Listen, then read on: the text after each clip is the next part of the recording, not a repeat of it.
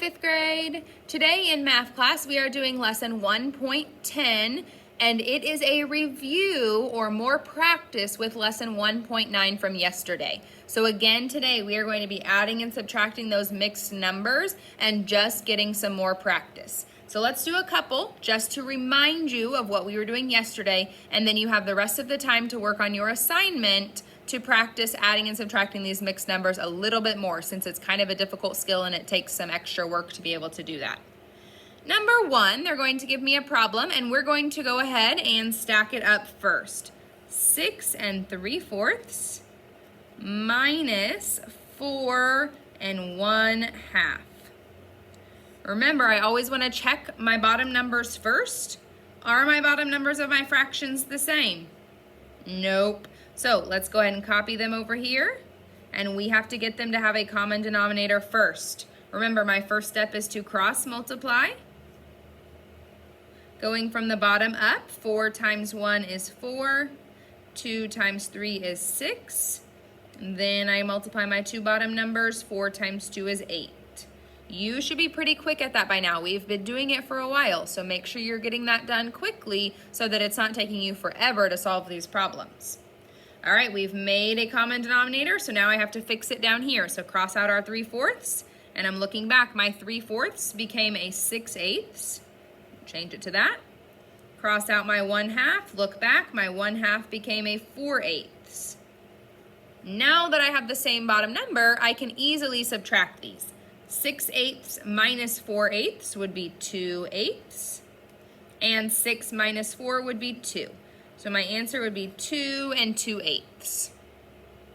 Okay, let's try another one. Number 2 over here is addition.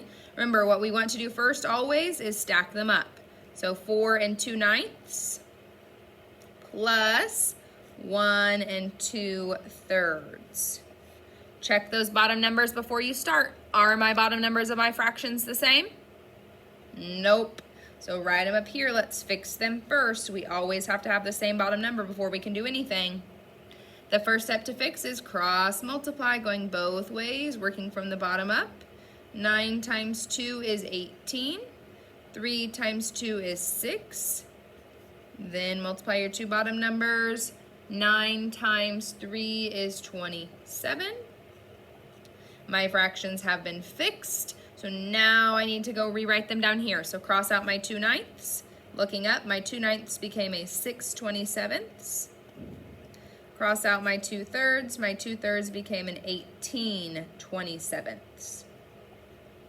Now that we've fixed that, we are ready to go with our fraction side. 6/27 plus 18/27 would be 24/27.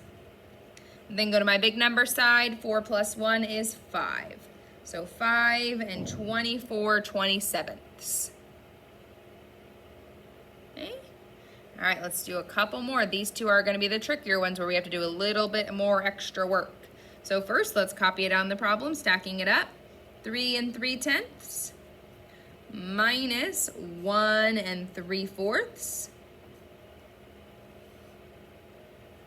Look at your fractions first. Are your bottom numbers the same? No, they are not. So you have to write them down and fix them first. We cannot do anything until they're fixed. What is my first step to fix them? Hopefully you said cross multiply. You're going to go both ways here. Bottom up, 10 times 3 is 30. 4 times 3 is 12. Then multiply the bottom. 10 times 4 is 40. So now I have my new fractions there. I have to fill them in down here though. So cross out 3/10. It became 12/40. Cross out 3/4, and it became 30/40. And now we're ready to actually go because we have both bottom numbers that are the same. Can we do 12 minus 30? No, so we need to borrow. Cross out your 3. What does he become? A 2. And remember, we go over here and put plus. What are we going to add on this fraction side? 40/40. Remember, whatever your bottom number of your fraction is, you're just adding that to the top and bottom. Then you have to do that addition problem real quick. 12 plus 40 would be 52. 40ths. Now we're ready to subtract.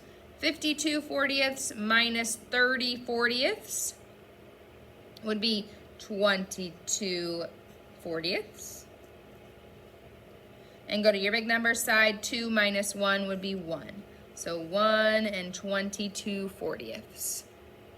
All right, I have one more practice one here for us today, and then I'll let you get going. Stack it up first, 1 and 3/5 plus 1 and 4/7. First, look at your fractions. Check out those bottom numbers. Are they the same? Nope, so we have to fix them. Copy them down. 3/5 and 4/7. My first step to fix them is to do what? Cross multiply this way and this way. 5 times 4 is 20. 7 times 3 is 21. And then do my two bottom numbers. 5 times 7 is 35. So there are my new fractions. Remember, we have to go down here and fill them in. So cross out 3/5. Look back, it became 21 35ths.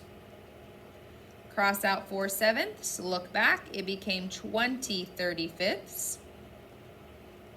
Now we're ready to add because our fractions have the same bottom number.